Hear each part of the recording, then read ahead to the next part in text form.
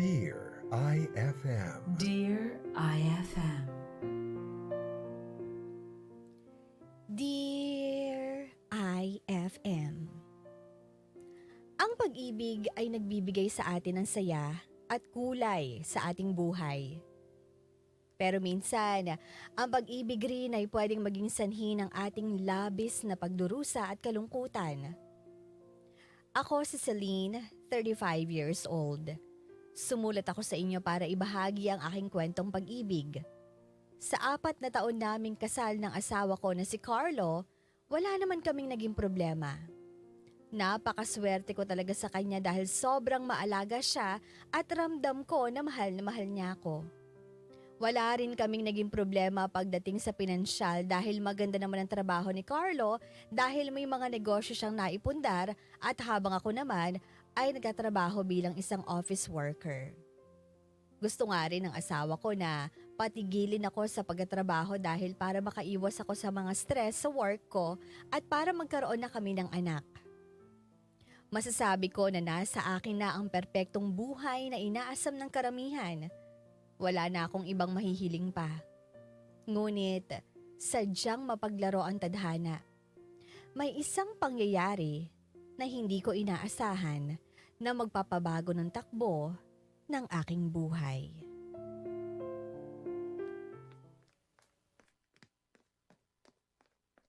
Arvin? Arvin, nasan yung asawa ko? Si Carlo nasan na? Anong nangyari? Celine, Nasan si Carlo? Nasan siya? Teka lang, bakit ka umiiyak? Sagutin mo ako, Arvin, oh. Celine. Wala na si Carlo.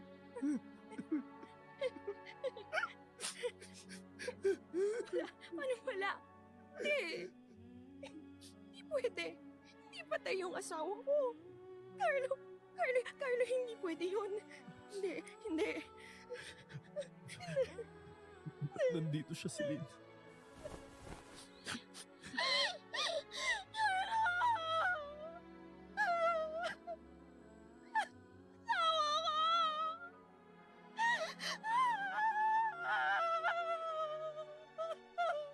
Diyos ko, bakit?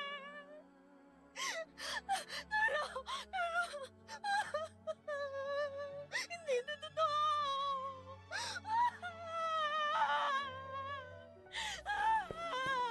Celine!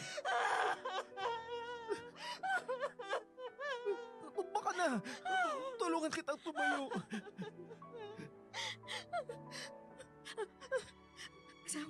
Asawa ko, nandito na ako. Umising ka na, please. Carlo! Carlo!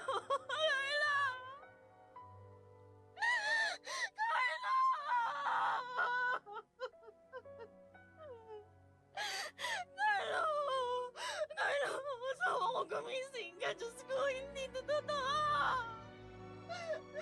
Hindi pwede to. Huwag mo akong iiwan, Carlo. Parang awa mo na.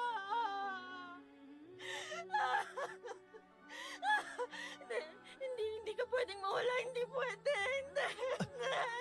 Saan ka pupunta, Celine? Hindi.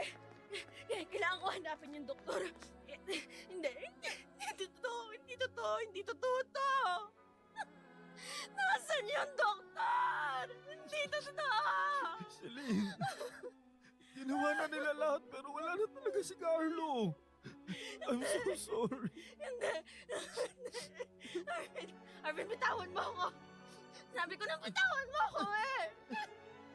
Yung doktor, kailangan ko yung doktor. Tama na, Celine!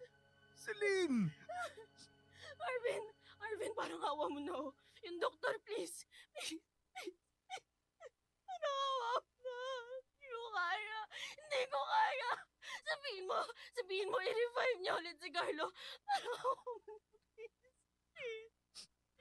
Celine, Hindi. wala na rin magagawa yung doktor. Iniwan na tayo ni Carlo. Celine, wala na talaga siya. Hindi pwedeng mamatay yung asawa ko. Hindi ako susuko kasi siya hindi rin siya susuko. Hindi pwede, hindi siya pwedeng mamatay.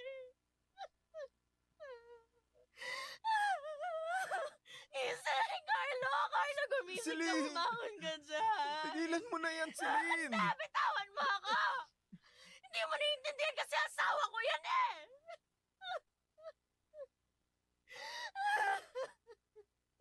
Tama na. Wala na talaga si Carlo. Hindi na siya babalik sa atin. Hindi. Huwag mo sasabihin sa akin yan. Ayoko marinig yan. Ayoko. Ano bang nangyari? Bakit? Bakit, Arvin, sabihin mo sa akin? Ano to? Ano nangyari sa asawa ko? May lakad kami ni Carlo, di ba? Usapan namin. Pupuntahan niya ako sa kondo ko pero anong oras na wala pa siya. Kaya nag-decide ako na puntahan siya sa bahay niyo. Nung nasa inyo na ako, nakabukas lang yung pinto kaya pumasok na ako. Hinanap ko siya sa sala, sa kusina pero wala eh. Nakita ko medyo nakabukas yung pinto ng kwarto niyo. Pagpunta ko dun, nakita ko si Carlo duwan sa sahig. At hawak niya yung barel. Celine, nag-suicide si Carlo. Suicide? Suicide? Imposible! Imposible niyang gawin yon. Bago ako umalis ng bahay, okay naman siya eh. Okay siya. Sinabi pa niya sa akin na paghahandaan pa niya ako ng dinner. Kakain pa kami. Excited ako umuwi. Kaya hindi pwede to. Arvin, hindi to pwede. Sabihin mo sa akin, hindi to totoo. Wala ba siyang nabanggit sa inyo problema? O kung may pinagdadaanan ba siya? Wala siya nasabi. Pero kahit na may problema dumadating sa kanya o sa amin, palaging positive lang yung asawa ko eh. Lagi niya sinasabi na problema lang yan. Kaya nating lampasan. Saka wala akong napansin na kakaibang kinikilos niya. Ni hindi ko nakita na malungkot o depressed siya, kaya imposible na magpakamatay siya. Hindi niya magagawa yun. Hindi sa amin. Hindi rin ako makapaniwala sa nangyari. Sa tagal namin magkaibigan, hindi ko alam na magagawa niya mag-suicide. Baka may gumawa sa kanya nito. Wala, Celine. Wala. Hawak-hawak niya yung baril.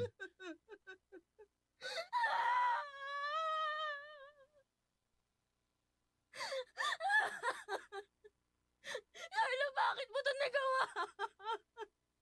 Kasalanan ko to eh.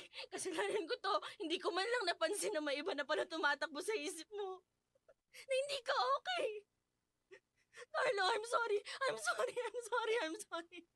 Celine, Sorry. huwag mo sisihin yung sarili mo. Wala kang kasalanan. Hindi mo naiintindihan. Arvin, asawa niya ako. Dapat alam ko lahat. Nararamdaman niya kung may pinagdadaanan siya. Asawa ko si Carlo. Carlo, parang awa mo na gumising ka na, please. Huwag mo naman akong iwan ng ganito. Hindi ko kakayanin. Celine, hindi ka na makalakad. Hinang-hina ka na oh. Teka nga, tulungan na kita.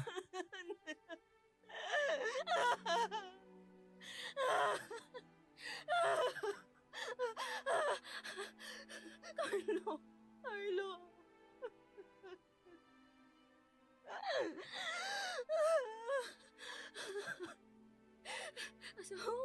Asawa ko, Carlo. Gising na, please. Huwag mo naman ako iwan ng ganito. Pasensya na kung wala ako sa tabi mo. Hindi ko man lang naramdaman na pinagdadaanan ka. Sorry, Carlo. Patawarin mo ako. Huwag mo akong iiwan. Sabi ko sa'yo, di ba? Uuwi ako agad. Kasi may importante akong sasabihin sa'yo, di ba? Carlo, susurpresahin pa kita. Sasabihin ko pa lang sa'yo na magiging tatay ka na. Natupad na eh. Ito na oh. Natupad na yung matagal na nating hinihiling na magkaanak. Ito na yung matagal nating hinihintay. Kaya parang awa mo na bumalik ka na sa akin, Carlo.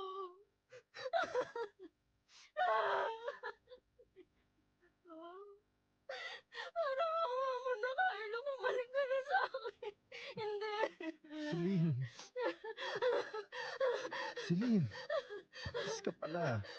Upo ka muna dito. Baka mapano ka niyan. Carlo, gising na mahal ko. Please, huwag mo akong iwan. Gumising ka para sa amin ng anak mo, please. Hindi ko kaya to eh. Hindi ko kaya nang wala ka. Di ba nangako ka nga sa akin na hindi mo ako iiwan, kaya gumising ka. Tuparin mo yung pangako mo. Tuparin mo, Carlo. Hindi. Carlo. Carlo, yung mga pangako mo. Bakit mo ako iniwan? Hindi ito totoo. Hindi ko kaya na mawala ka. Hindi mo man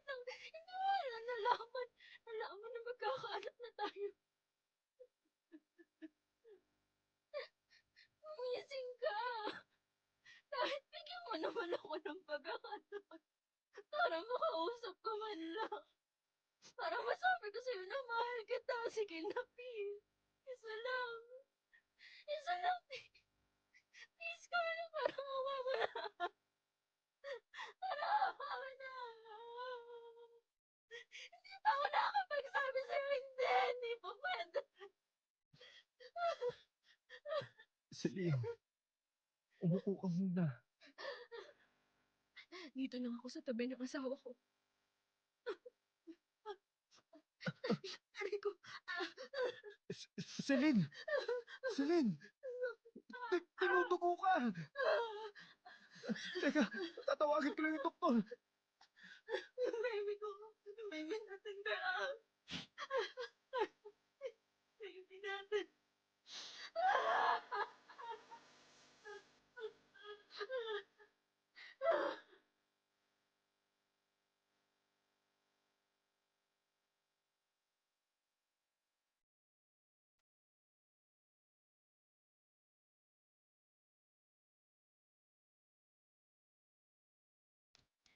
Hindi ko akalain na sa isang iglap, magbabago ang buhay ko. Na yung dating punong-puno ng pagmamahal at saya ay mapapalitan ng labis na kalungkutan at paghihinagpis. Hindi ko matanggap na magagawa ni Carlo na mag-suicide. Wala naman na rin kasi ako napapansin na kakaiba sa kanya. At hindi ko rin alam kung meron siyang pinagdadaan ng problema. Pakiramdam ko noong mga panahon na yon, nabigo ko si Carlo dahil hindi ko nagampanan ng tungkulin ko bilang asawa sa kanya. Sinisisi ko ang sarili ko. Kung mas naging aware lang sana ako sa iniisip at nararamdaman ng asawa ko, baka napigilan ko sana siya sa ginawa niya. Ang daming katanungan sa isip ko na tanging si Carlo lang ang makakasagot. Sobrang sakit pala kapag nawalan ka ng minamahal dahil sa suicide. Mas dumoble pa ang sakit ng nararamdaman ko dahil nalaglag ang anak namin dahil sa sobrang emosyon ko nung nalaman kong namatay si Carlo. Kaya dahil sa pagkawala ng 2 taong pinakamamahal ko, nawala na rin ako ng ganang mabuhay pa.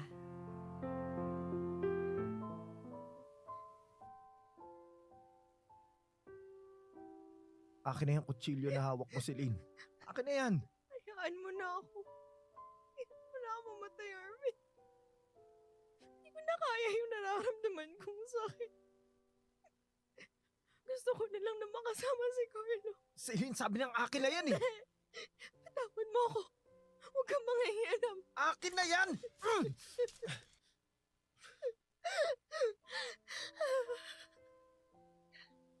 Gusto ko nang mamatay. Bakit niyo ba ako pinakikilaman, ha? Hayaan mo na ako. Hindi ko hahayaan na gawin mo yan.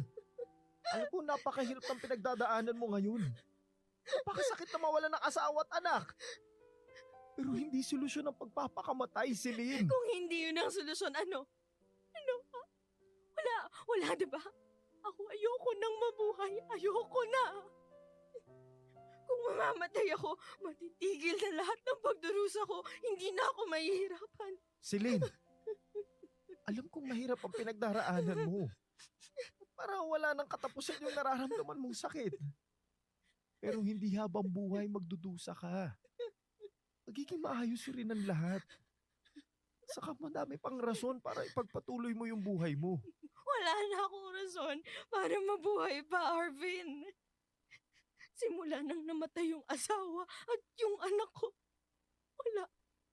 Wala na akong rason para mabuhay dahil wala na yung dalawang pinaka-importante at pinakamamahal ko.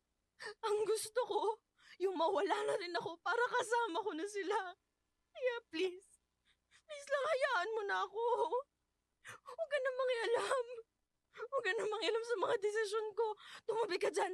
Akin na, kukunin ko yung kutsilyo. Oh, ito yung kutsilyo. Sige, gawin mo yung gusto mo. Sa tingin mo pa gugustuhin ni Carlo na gawin mo yan sa sarili mo, ha? Di ba hindi? Hindi siya matatahimik hanggang nakikita ka niyang ganyan. Kailangan mo maging matatag, Celine. Huwag ka magpalamot sa nararamdaman mo.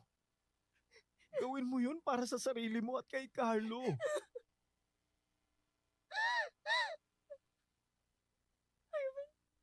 Arvin, pinipilit ko. Pinipilit ko pero sobrang hirap. Sa tuwing nagigising ako, alam mo yung parati kong hinihiling na sana masamang panaginip lang lahat ng nangyayari.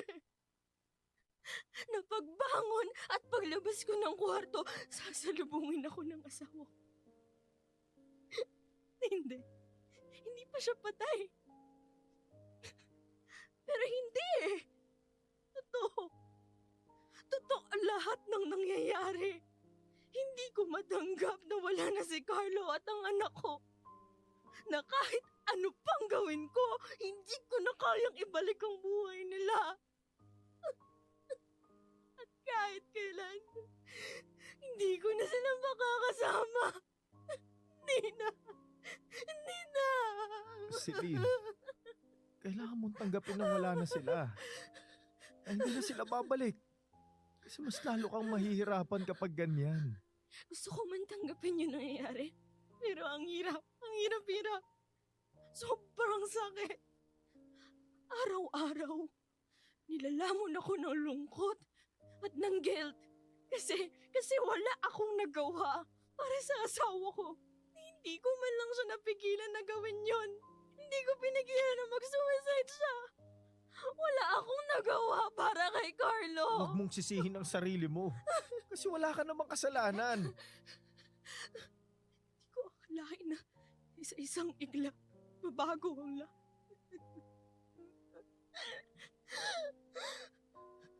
Gustong-gusto ko na makasama ang asawa ko. Gusto ko na siyang mayakap. Gusto ko sabihin sa kanya na kahit kailan hindi mawawala yung pagmamahal.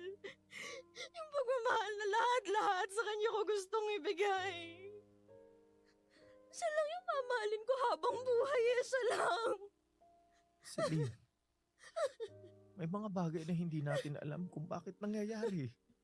Pero hindi ibig sabihin nun, nasusuko na tayo. Parang hindi ko na kaya. Gusto ko nang sumuko. Hindi ko na kaya eh. Ilang taon na rin ang pagkakaibigan namin ni Carlo. Hindi lang ako nawalan ng best friend. Nawalan din ako ng kapatid. Sobrang sakit ang nararamdaman ko. Pero alam ko na mas doble yung nararamdaman mo ngayon. Pero alam mo, alang-alang kay Carlo, kailangan natin maging matatag at magpatuloy sa mga buhay natin. Kasi yun yung gusto niyang gawin natin. Hindi ganun kadali, Arvin eh. Nawalan ako ng asawa. Nawala yung kalahati ng puso at buong pagkatao ko. Alam ko yun. Pero wala ka namang ibang choice. Hindi pwedeng habang buhay ilulugmok mo yung sarili mo sa kalungkutan dahil doon lang sa nangyari.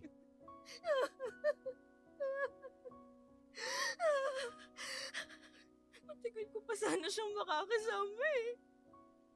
Ang dami pa naming plano at pangarap na gustong tuparin pero lahat ng yun nawala.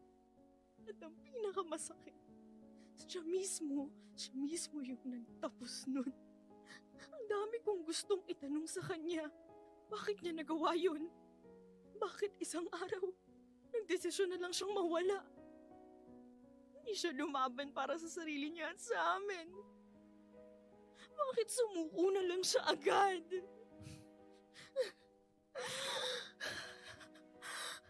Hirap na ako. Ayoko na. Hindi ko na kaya yung nararamdaman ko.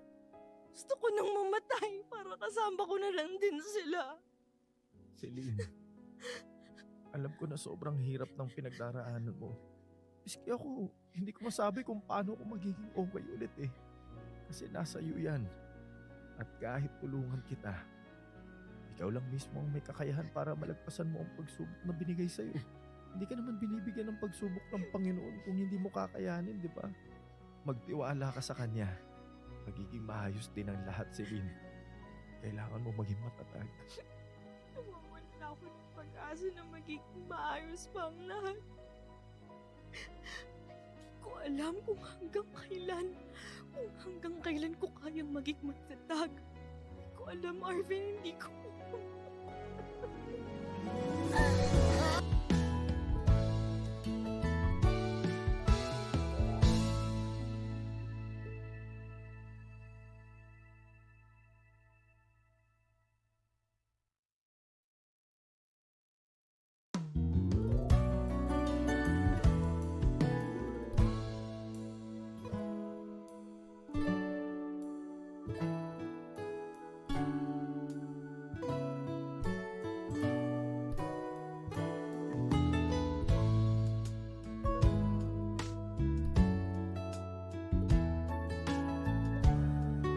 Mula nang mamatay ang asawa ko, hindi nawala sa tabi ko si Arvin.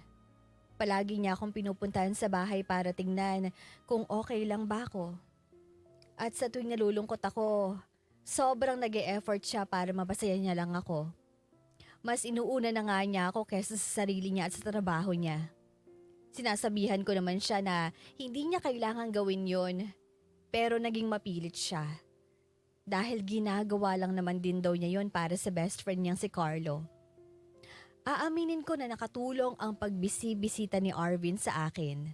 At least, may nakakausap ako at nababawasan ang nararamdaman kong bigat sa aking puso. Ito yung unang araw natin sa bahay natin, asawa ko. Ang ganda ng bahay natin. Wala pa nga lang masyadong gamit pero unti-unti nang nakakabili na rin tayo ng mga gamit natin, no? Oo, mahal ko. Pakonti-konti, madadagdagan pa mga gamit natin. I love you, asawa ko. I love you too, asawa ko. Happy ka naman ba? Oo naman, no? Sobrang happy. Ito ang unang araw natin bilang mag-asawa. So, tingnan mo. Sarap pa ng tulog ng asawa ko. Mahal. Gising na, mahal ko. Good morning, asawa ko. Good morning. Uy, mag-hi ka naman sa camera, oh. Uy, ay gago, huwag mo nga itutok sa akin yan. Tingnan mo yung tsura ko. Huwag mong takpan ang mukha mo para makita yung kagandahan mo. Ay nako, ang asawa ko ang aga-aga ng bobola. Hindi yun bola kasi talagang maganda ka. Kaya napakaswerte ko dahil tuwing gigising ako, ang kagandahan mo ang una kong nakikita. Ikaw talaga. Ay, teka, anong oras na ba? Kailangan ko na magluto ng umagahan natin. Maya ka na magluto. Humiga muna tayo. Gusto kong ipagluto ka sa unang araw natin bilang mag-asawa. Mamaya na, humiga lang tayo. Gusto pa kitang yakapin eh. Nakikiliti ako eh. Nakikiliti ka? Tama na, Carlo. Mag-aaga.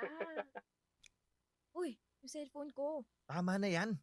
Pinapanood mo na naman yung mga videos nyo. Akin na nga yung cellphone ko, sabi. Pinapalungkot mo lang yung sarili mo. Hindi ko muna ibabalik yung cellphone mo, no? Wala kang pakialam doon. Ibalik mo nga sa akin yan. Hindi. Ganda ng araw sa labas tapos ikaw dito nag-e-emote. Ibalik mo na nga yung cellphone ko. Hindi ko napapanoorin. Akin na. Akin na nga yan. Aray ko. Ayan, natumpa tuloy ako. Ay, Sorry. Teka, tulungan kita tumayo. ay, huwag na. Sorry. Teka, bakit dumudugo yung kamay mo? Aray. Ano ba to? Natukod mo pala dito sa may kanto ng pinto na may matulis pa naman. Akin na. Gamutin natin yung sugat mo sa kamay. Hindi na, huwag na. Ako nang bahala dito. Kinasabi, patingin na. Hayaan mo na nga. Ayos lang talaga ako. Dun ka na nga. Hindi ka okay. Baka may infection pa yan. Nasaan ba nakalagay yung mga first aid kit mo? Sabi nang okay lang nga ako eh. Ako na maglilinis sa sugat ko sa kamay. Ako na. Huwag ka na makulit, okay? Nasaan nakalagay yung first aid kit mo? Nandun sa may cabinet. Diyan ka lang. Kukuhain ko lang.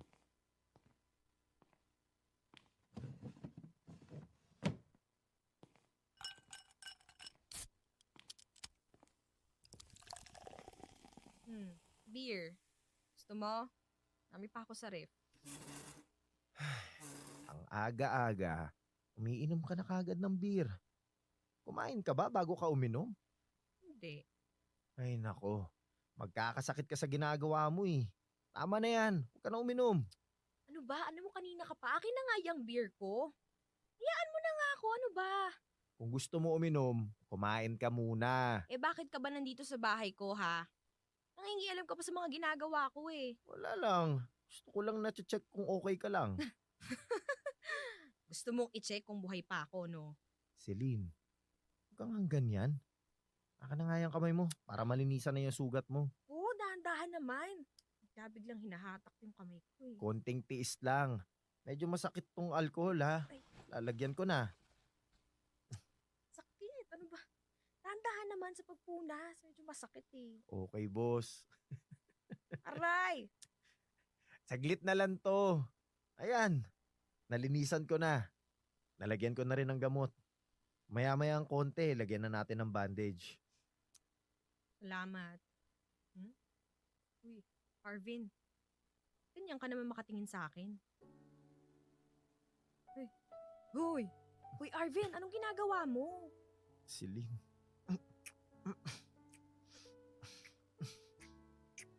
Arvin! Arvin, tumigil ka nga.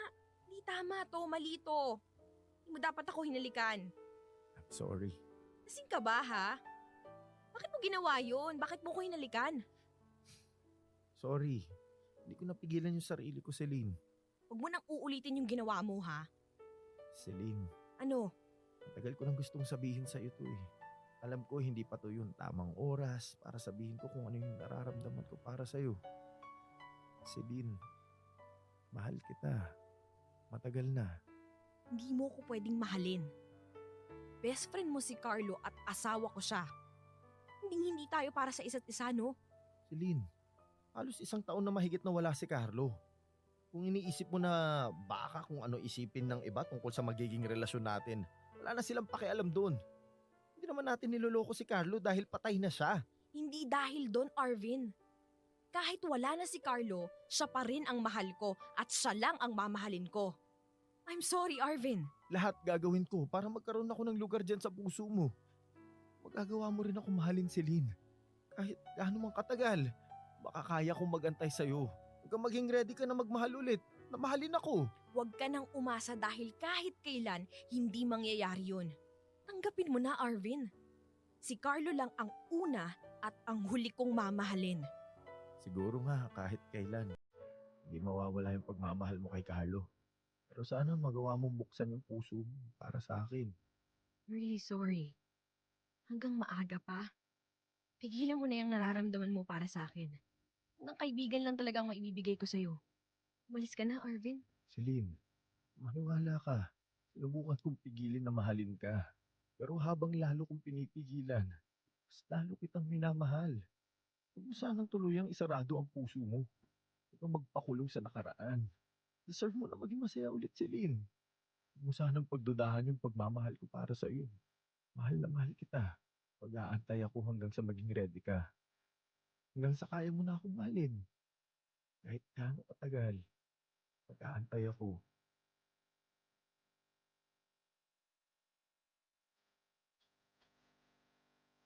Hindi ko inaasahan ang pag-amin ni Arvin sa nararamdaman niya para sa akin. Hindi ko lubos na maisip na halos araw-araw namin magkasama, ay mahal na pala niya ako. Para sa akin, hindi tama ang nararamdaman ni Arvin para sa akin dahil best friend siya ng asawa ko. Aaminin ko na magaan ang loob ko sa kanya at sa tuwing magkasama kami ay napapasaya niya ako. Pero gusto kong tuparin ang pangako ko sa asawa kong si Carlo na siya lang ang lalaking una't huli kong mamahalin. Mula nang umamin si Arvin tungkol sa nararamdaman niya para sa akin, nag-umpisa akong layuan siya. Pero sa paglayo ko sa kanya, nakaramdam ako ng lungkot. At sa bawat araw na lumilipas, palagi ko siyang naiisip at hinahanap-hanap.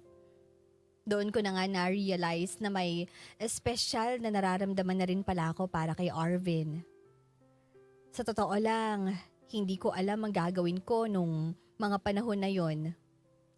Nagtatalo ang isip at puso ko kung pagbibigyan ko ba ang sarili ko na umibig muli. Pero naisip ko na magiging masaya ang asawa kong si Carlo kapag nakita niya akong naging masaya ulit. Kaya mas umiral ang nadarama ng aking puso kesa sa aking isipan. Kaya isang araw, Hi, Arvin. Celine, ikaw pala yan. Pasok ka. Salamat. Pasensya na ha. Alat ng bahay ko ngayon. Hindi pa kasi ako nakakalinis eh. Okay lang. O nga pala, bakit ka pala pumunta dito? May gusto lang sana akong sabihin sa'yo. Ano yung gusto mong sabihin sa akin? Gusto ko lang mag-sorry dun sa ginawa kong pag-iwas sa'yo nung mga nakaraan. Naiintindihan naman kita kung bakit mo ginagawa yun. Pasensya na rin kung pinagpipilitan ko yung sarili ko sa'yo. Hindi ko na lang kasi mapigilan na sabihin sa'yo yung nararamdaman ko eh. Arvin, kung alam mo lang kung gaano ako nagpapasalamat sa pagmamahal na binibigay mo sa akin. Kahit na ang daming pagkakataon na hindi naman ako nararapat para dun. Pero pinapadama mo pa rin kung gaano mo ako kamahal. Huwag mong isipin na hindi ka nararapat sa pagmamahal ko. Kaya ginagawa ko lahat ng yun kasi deserve mo yun. Deserve mo yung totoong pagmamahal. Yung pagmamahal na magpapawala sa lahat ng masasakit na nangyari sa iyong nakaraan. Yung magpapabalik muli ng mga ngiti mo sa labi. Alam mo, nagtataka ako. Sa dinami-dami ng babae sa mundo, bakit pa ako yung minahal mo ng ganyan? Tanong ba yan? Hirap sagutin ha. Hindi naman. Hindi lang kasi ako makapaniwala na may ganyang klaseng pagmamahal. Na kahit hindi ka sigurado kung masusuklian ba yung pagmamahal na binibigay mo, hindi ka natatakot, hindi ka sumusuko kahit na nasasaktan ka na. Patuloy ka pa rin nagmamahal. Celine, sa pag-ibig, di mo mapipili kung kailan, saan at kung sino yung mamahalin mo. Pusa mo na lang mararamdaman yun. Kapag naramdaman mo na yun, handa mo nang isugal ang puso mo kahit hindi ka sigurado kung magiging okay ka ba o masasaktan ka lang. Arvin, alam mo, sa ilang araw na hindi tayo nagkasama, ang dami kong naisip. Isa na nga dun kung nasan man si Carlo ngayon, matatahimik at magiging masaya na siya kung makikita niya na masaya na rin ako. Lalo na siguro kapag ikaw ang magiging dahilan ng kasiyahan muli sa buhay ko. Teka, anong ibig mo sabihin? Nung mga panahon na gusto kong sumuko sa buhay, ikaw yung nagbigay sa akin ng lakas para magpatuloy. Lagi mo kong inuuna sa lahat ng oras kahit na napapabayaan mo na yung sarili mong buhay. Di mo ko iniwan sa mga panahon na lugmok ako. Lagi ka lang nasa tabi ko eh. Ang tagal ko bago nakita yung lahat ng ginagawa mo para sa akin. Dahil lang sa nakakulong ako sa nakaraan ko. Pero siguro nga, ito na yung tamang panahon para magpatuloy sa buhay. Panahon na para buksan muli yung puso ko, Arvin. Handa na ako. Handa na ako na mahalin ka. Ama ba tong naririnig ko? Tama. Oo. Talaga? Seryoso ka? Hindi naman to prank to. Ka mag-alala, hindi to prank. Tama lahat ng narinig mo, Arvin. Pakakap nga! Hindi mo alam kung gaano mo ako napasaya. Makakaasa ka na lahat gagawin ko para maging masaya ka lang sa piling ko. Iingatan ko yung puso mo. Hindi kita sasaktan. Pangako ko sa iyo yan. Arvin, alam ko naman na hindi mo magagawa yun eh. Thank you. Thank you, Celine. Hindi ko sasayangin yung chance na binigay mo sa akin. Mahal na mahal kita. Ika nga dito. Teka lang ha, may tumatawag sa akin. Sino yan? Number lang yung nakaregister. Saglit lang, sasagutin ko lang. Hello? Hello? Sino to? Ay, binabaan ako. Sino naman kaya yan? Hindi ko rin alam kung sino to eh. Pero lately, palaging tumatawag sa akin tong number na to eh. Sa tuwing tumatawag naman, hindi ko sinasagot. Hindi naman nagsasalita eh. Huwag mo nalang pansinin. Baka nakuha lang niya yung number mo kung saan nantitrip lang. Baka nga. O siya, kumain ka na ba? Tara, kain tayo sa labas. Para makapag-celebrate tayo ng first day natin bilang mag-boyfriend and girlfriend. Ano ba yan? Ang corny mo? Sabagay, nagugutom na rin ako. Tara? Sige, magbibihis lang ako ng pang-alis. Tayin mo ako dyan ha. Okay, sige, hintayin kita.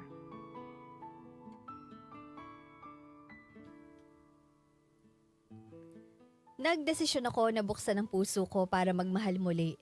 Dahil naisip ko na magiging masaya at matatahimik na si Carlo dahil nasa maayos na akong kalagayan. Masasabi ko na hindi naman ako nagkamali sa ginawa kong desisyon. Dahil pinaramdam at pinatunayan ni Arvin kung gaano niya ako kamahal. Kaya lahat rin ay gagawin ko para ipadama sa kanya kung gaano ko siya kamahal. 1 taon nang lumipas, okay pa rin ang relasyon namin ni Arvin. Pinag-iisipan na rin namin na magsama kami sa isang bahay at napag-uusapan na rin namin ang tungkol sa pagpapakasal. Sa mga pinagdadaanan ko noon, hindi ko akalain na magiging maayos pa ang lahat. Pero dahil kay Arvin, nakayanan kong lagpasan lahat ng pagsubok na dumating sa akin at binigyan niya muli ng kahulugan ang aking buhay. Wait lang! Arvin, ikaw na ba yan? Hi, Celine. Hello. Teka. Ikaw yung anak nila Mrs. Santiago, di ba? Yung sa katapat na bahay? Tama ba? Oo, ako nga. Parang ngayon lang kita nakita ulit ah. Pumunta muna ako sa probinsya namin eh. Doon muna ako nagstay. Ngayon lang ako bumalik ulit dito. Ganun ba? Ano palang kailangan mo? Bakit ka napunta dito sa bahay? May gusto lang sana ako na sabihin sa'yo.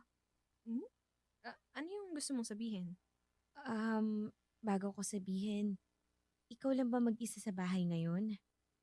Oo, ako lang. Oo nga pala. Pasok ka muna. Mainit dito sa labas eh. Sige. Salamat. O teka lang kukuhanan lang muna kita ng iinumin. Ano bang gusto mo? Water, juice, or coffee? Huwag ka na mag-abala. Okay lang ako. Saka, saglit lang rin ako eh. Salamat. Okay, sige. Ano yung sasabihin mo? Hindi ko alam kung papaniwalaan mo ako ha. Pero, tungkol to sa asawa mong si Carlo. Ano tungkol sa kanya? Nakita ko lahat. Nakita ko kung paano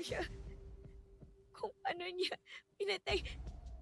I'm sorry kung kailangan ako ng lakas loob niya. Teka.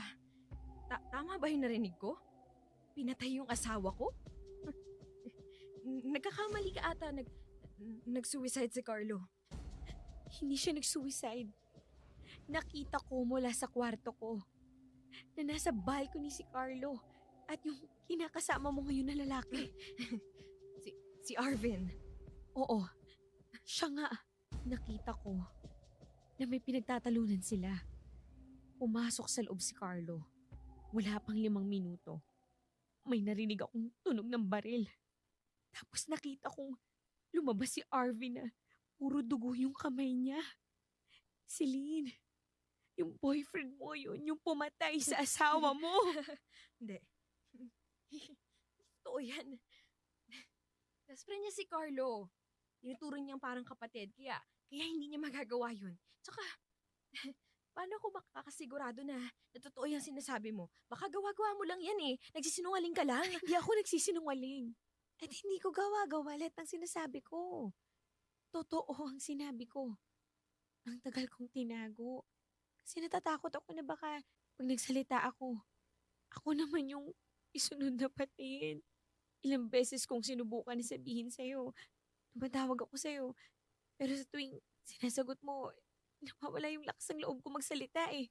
At sabihin yung buong katotohanan tungkol sa nangyari sa asawa mo. Hindi. Hindi maaari.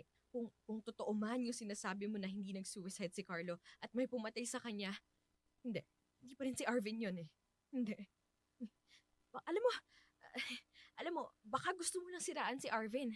Baka gusto mo nang siraan sa akin. Alam mo, umalis ka na. Ayoko nang marinig yung sinasabi mo tungkol sa boyfriend ko.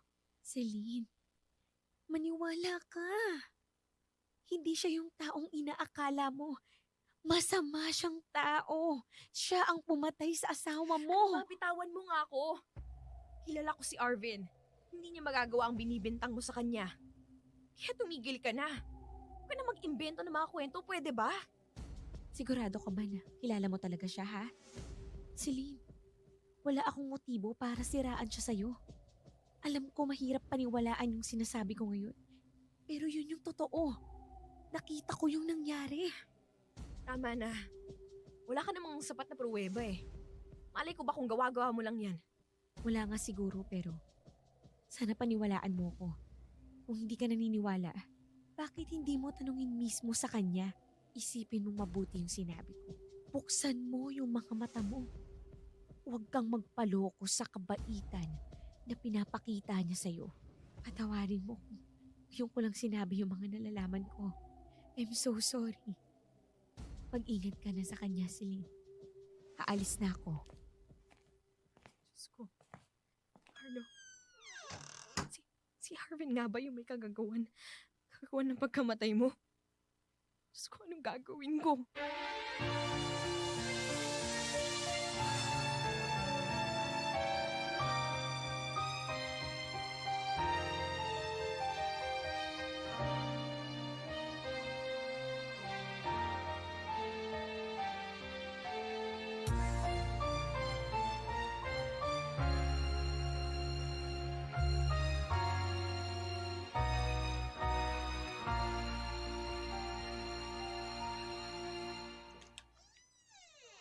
Hi, mahal. I'm sorry, ngayon lang ako dumating. Sobrang traffic kasi. Oo nga pala, nabili ko na yung pagkain na gusto mo. Uy, mahal. Bakit hindi ka sumasagot? Okay ka lang ba? Huwag mo kong hawakan. Mayu ka sa akin. Celine, may problema ba? Ano nangyari? Galit ka ba sa akin? Totoo bang nag-suicide si Carlo? Oo, nag-suicide siya. Sigurado ka dyan sa sagot mo. Oo, ano ba yun? Bakit sinasabi mo yan? Arvin, may nakapagsabi sa akin na hindi suicide ang dahilan kung bakit namatay si Carlo. Kasi may pumatay sa kanya. Celine? Bakit wala kang masabi dyan? Tsaka bakit parang kinakabahan ka? Bakit? Ikaw nga ba yung pumatay kay Carlo, ha? Ikaw ba? Sumagot ka! Ikaw nga ba, ha? Celine, magpapaliwanag ako. Ikaw nga! Ikaw! Bakit mo nagawa yun? Celine, hayaan mo muna ako magpaliwanag. Teka, saan ka pupunta? Celine, mag-usap tayo! Huwag mo akong hahawakan! Lumayo ka sa akin! Sinungaling ka, manloloko ka, pinaikot mo ko! Pinaniwala mo ko na totoo lahat! Lahat ng pinakikita mo sa akin kabaitan at pagmamahal, pero hindi! Hindi pala! Kasi ayaw mo lang na madiskubre ko yung tinatago mong sikreto na ikaw yung pumatay sa asawa kong si Carlo! Kung mo kong hawakan, huwag ka sa akin lalapit, kriminal ka!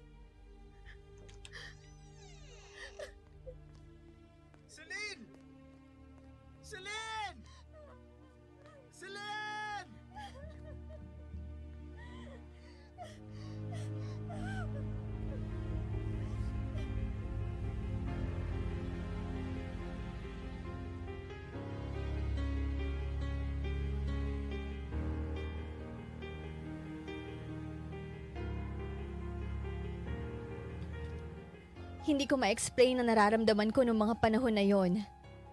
Hindi nag-suicide si Carlo at ang pumatay pa sa kanya ay ang best friend niyang si Arvin.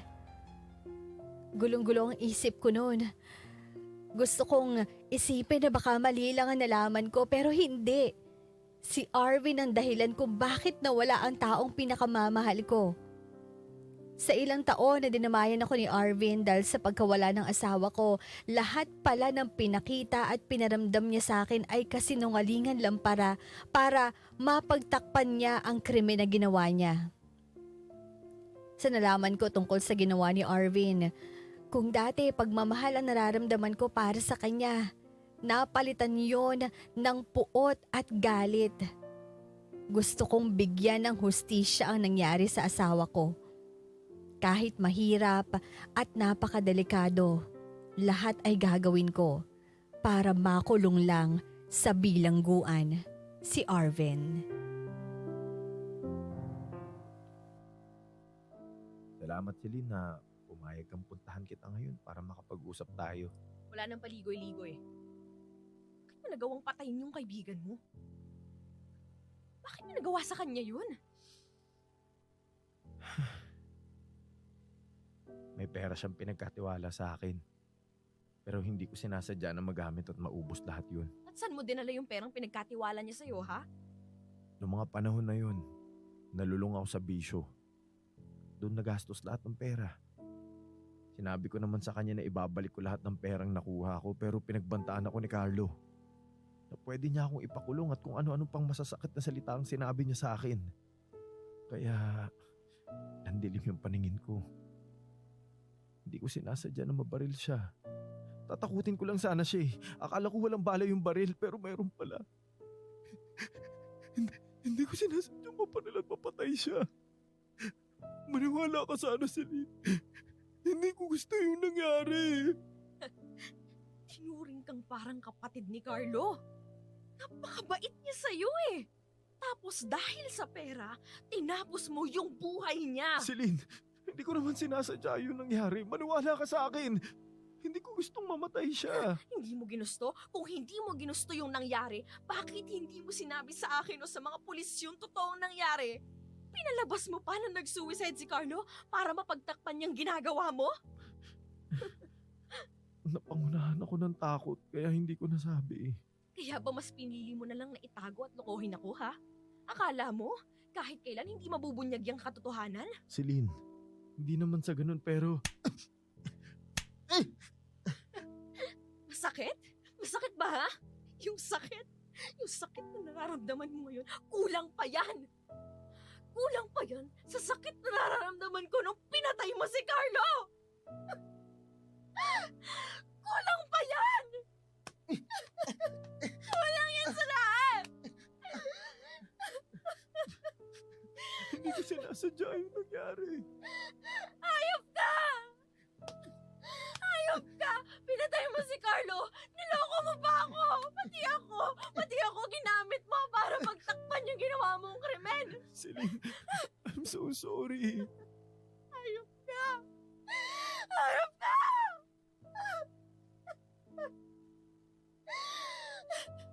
Kaya pala parati kang nasa tabi ko ng mga panahon na yon. Akala ko nagmamalasakit ka pero hindi. Ginawa mo lang yon para hindi ko malaman yung ginawa mo at para hindi kita paghinalaan. Sobrang sakit kasi ginamit mo lang ako. Ginamit mo lang ako, Arvin! Maniwala ka. Hindi ko gusto yung nangyari sa kanya, Celine. Maniwala ka. Wala ko sa kalain na magagawa mo yon. Na ikaw, Arvin, ikaw! Pinagkatiwalaan kita eh. Pero hindi ko alam, nakasama ko na pala sa bahay yung pumatay sa asawa ko.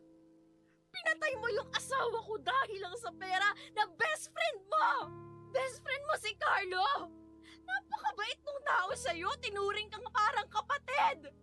Nung mga panahon na kailangan mo ng tulong, nandun siya sa tabi mo. Puro kabutihan yung pinakita niya sa'yo, pero anong ginawa mo? Pinatay mo! Pinatay mo siya! Hindi lang yun eh! Pinaikot mo Nung sinabi mong mahal mo ako, kasama ba yun, ha? Kasama yun sa plano mo? Para lalong hindi mabukay lahat ng kasalanan mo. Ganun ba yun, ha, Arvin?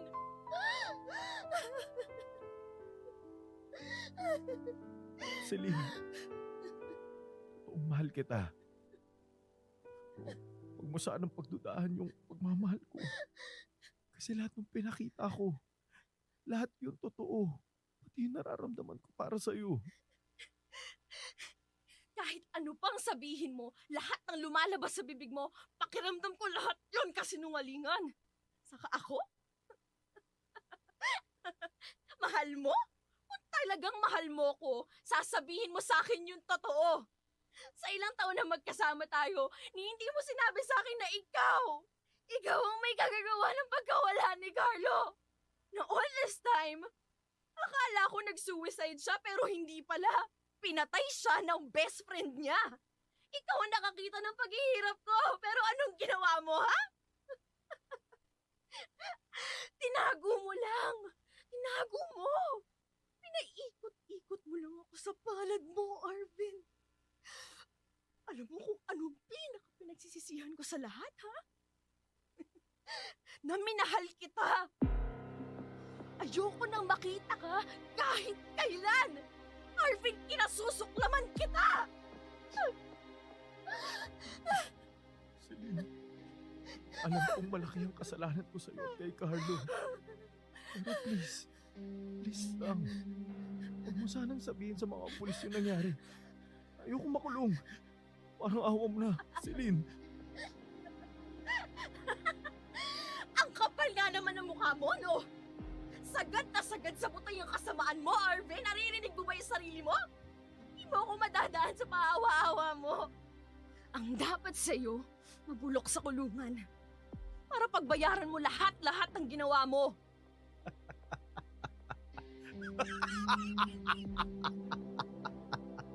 Sa bagay, kahit sabihin mo sa mga pulis, wala namang maniniwala sa'yo kasi wala kang ebidensya. Ay, sasayangin mo lang ang oras mo. So lumabas rin yung totoo mong kulay. Alam mo ba ganun ako katanga, ha? Nakikita mo to? I-record ko lahat sa cellphone. Lahat-lahat ng pinag-usapan natin ngayon. Siguro naman sapat ito na patunay na ikaw mismo ang umamin sa ginawa mo. Akin na yan, Celine! Walang hiya kang babae ka?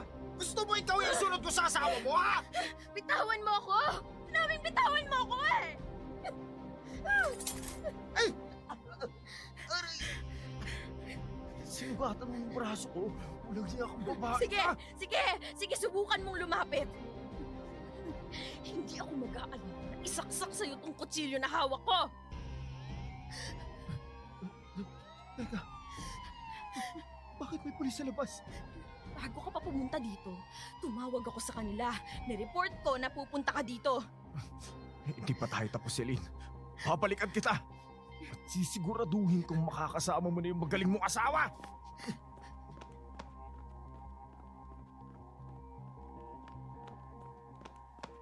Ma'am, okay lang po ba kayo? Nasaan po yung suspect? Okay lang po ako. Tumakbo po dun sa likod, sa may pinto. Sige po ma'am, habulin na po namin yung suspect. Task Force! Tara, pumunta na tayo dun sa likod! Salamat po.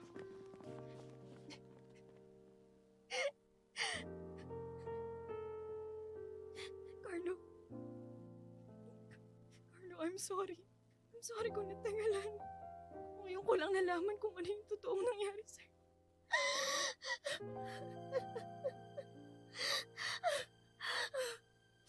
Pero ngayon asawa ko. Carlo, matatahimik ka na.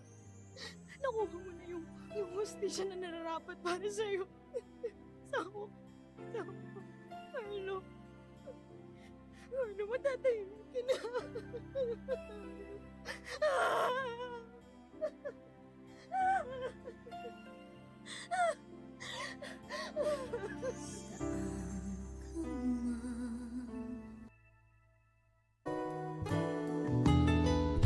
Arvin, humingi na ako sa pulisya ng tulong para mahuli siya. Nabalitaan ko kasi sa isang kaibigan ko na nagpaplano na siyang umalis ng bansa para magtago. Kaya naman, wala na akong sinayang na oras dahil noong mga panahon na yon, porsigido akong mabigyan ng hustisya ang nangyari sa asawa kong si Carlo. Nahuli si Arvin ng mga pulis at hanggang sa ngayon ay nakakulong pa rin siya. Hindi pa rin nawawala ang galit at puot nararamdaman ko para kay Arvin. At hindi ko alam kung makakaya ko pa siyang mapatawad sa lahat ng ginawa niya sa akin, lalo na kay Carlo. Buong akala ko dati ay napakabuting tao ni Arvin. Dahil siyang umalalay sa akin noong mga panahong sobrang down ako sa pagkamatay ni Carlo. Pero hindi ko alam na kasama ko na pala ang naging dahilan ng paghihirap ko at tinatago lang pala niya ang tunay niyang pagkatao. Ang dami niyang pagkakataon para aminin ang lahat ng nangyari pero mas pinili na lang niyang itago. Dahil doon, nawala ang pagmamahal na nararamdaman ko para sa kanya at napalitan yon ng matinding pagkamunghi. Kahit may bigat pa rin ako nararamdaman, masaya ako dahil nakuha na ni Carlo ang hustisya. At alam ko na matatahimik na rin siya dahil nasa maayos na ako na lugar. Sa ngayon, unti-unti ako ulit na bumabangon sa buhay at dahil sa nangyari sa akin, marami akong natutunan. Na hindi dapat tayo basta-basta magtiwala sa mga taong nakapaligid sa atin. Dahil hindi natin alam kung ano ang tumatakbo sa isip nila at kung ano ba ang totoong intensyon nila para sa atin. Kaya kailangang magdoble ingat kung sino ang ating pagkakatiwalaan. Hanggang dito na lang ang aking sulat at maraming salamat sa pag-ere ng aking kwento. Lubos na nagpapasalamat, Celine. Idol, may kwento ka bang nakakakilig? O di kaya naman may kurot sa puso? Pampagood vibes. O baka naman gusto mo lang makapagbigay ng inspirasyon? Halika! Pwedeng-pwede kang magpadala ng kwento ng buhay mo sa amin. Magpadala lang ng sulat sa email dearifmstories@gmail.com o di kaya naman mag-PM sa official Facebook page namin. Hanapin lang ang Dear IFM at kami nang bahala sa'yo. Malay mo, kwento mo na pala ang susunod na mapapakinggan. Ano pang hinihintay mo?